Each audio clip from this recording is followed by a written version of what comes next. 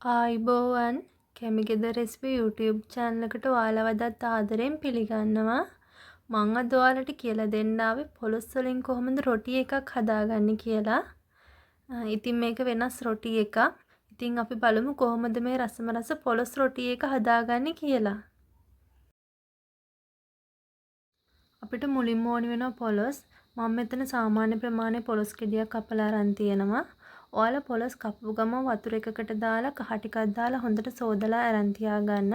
නැත්නම් කහට පිපෙන්න බලනවා. අපි දැන් මේ ටික හොඳට තම්බ ගමු. මේ විදිහට අපි වතුර මුට්ටියක් ලිපෙන් තියාගෙන ඒකට පොලොස් ටික එකතු කරගන්න ඕනේ. ඊට පස්සේ අපි මේකට ලුණු තේ හැඳි කාලක් එකතු කරලා පියනකින් වහලා සාමාන්‍ය ගින්දරේ හොඳට පොලොස් එක තම්බ ගමු. අපි දැන් පොලොස් එක තැම්බිලාද කියලා බලමු. මේ විදිහට පොලොස් කෑල්ලක් එළියට අරගෙන ඇඟිල්ලෙන් පොඩි කරලා බලන්න ඕනේ. එතකොට අපිට හොයාගන්න පුළුවන් තැම්බිලාද කියලා. දැන් අපේ පොලොස් එක තැම්බිලා තියෙන්නේ. අපි මේක දැන් වෙනම භාජනයකට දාගමු. ඊළඟට අපි මේ තම්බගත්ත පොලොස් ටික අඹර ගන්න ඕනේ. මම අද මිරිස් කලේ තමයි අඹර ගන්නෙ. ඔයාලා ගෙදර මිරිස් කලක් නැත්තම් වංගෙඩිය දාලා හොඳට කොටා ගන්න පුළුවන්. මේ විදිහට අපි දැන් පොලොස් ටික ඔක්කොම අඹර ගමු.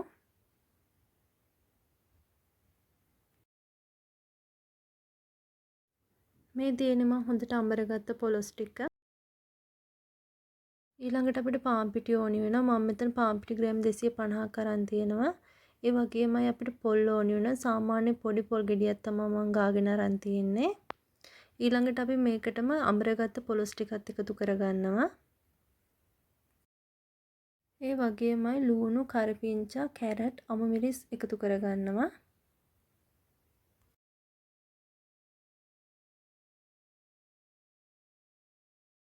ඒකටම අපි එකතු කරගන්නවා බිත්තරයක්.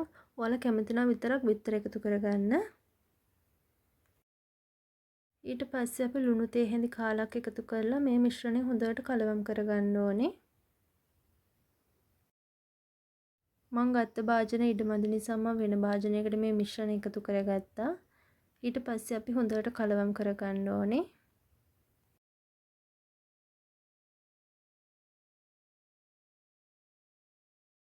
මේ මිශ්‍රණය අනාගන්න අපිට ඕනි වෙනවා මද රස්න වතුර. අපිට මද රස්න වතුර ඕනි වෙන්නේ බොහොම පොඩි ප්‍රමාණයක්. මොකද පොලොස් වතුරෙන් තම්බගෙන අරන් තියෙන නිසා ඉක්මනින්ම දිය වෙනවා. ඒකින්ද වතුර ටික ටික දාලා තමයි පරිස්සමෙන් අනා ගන්න ඕනේ. වතුර වැඩි වුණා කියලා ප්‍රශ්නයක් වෙන්නේත් නැහැ. අපි ඒකටම එකතු කරගන්නවා පොල් තෙල් මේස හැන්දක් විතර. ඊට පස්සේ මේක හොඳට අනා ගන්න ඕනේ.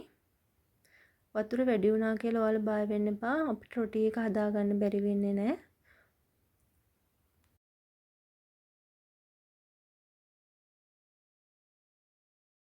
මේ විදිහට කෙසෙල් කොලයක් අරන් කෙසෙල් කොලේ උඩ තෙල් ටිකක් ගාලා අපි හදාගත්ත මිශ්‍රණයෙන් ටිකක් අරන් හොඳට තුනී කරගන්න ඕනේ.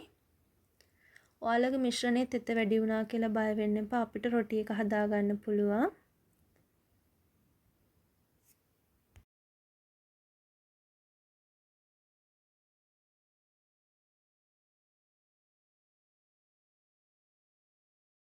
මේ විදිහට තටියක් ලිපේ තියලා අපි රොටි එක පුච්ච ගමු.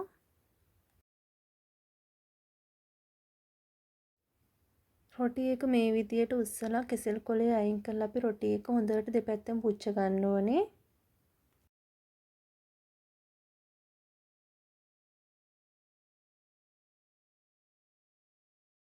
මේ තියෙන්නේ අපි හදාගත්ත රොටි ටික.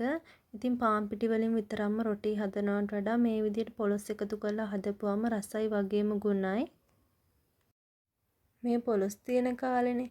ඉතින් ඔයාලටත් පුළුවන් මේ විදිහට ගෙදරදීම පහසුවෙන් පොලොස් රොටි එකක් හදලා රස බලන්න. රස බලලා අපිට කමෙන්ට් එකකුත් දාගෙන යන්න අමතක කරන්න එපා. මේ වගේ වටින වීඩියෝ බලනවා කැමති නම් අපව subscribe කරලා තියාගන්න. ඒ වගේමයි තවත් රසවත් වීඩියෝ එකක් අරන් එන බලාපොරොත්තුවෙන් අදට ගිහින් එන්නම්. ඔයාලා හැමෝටම සුබ දවසක්.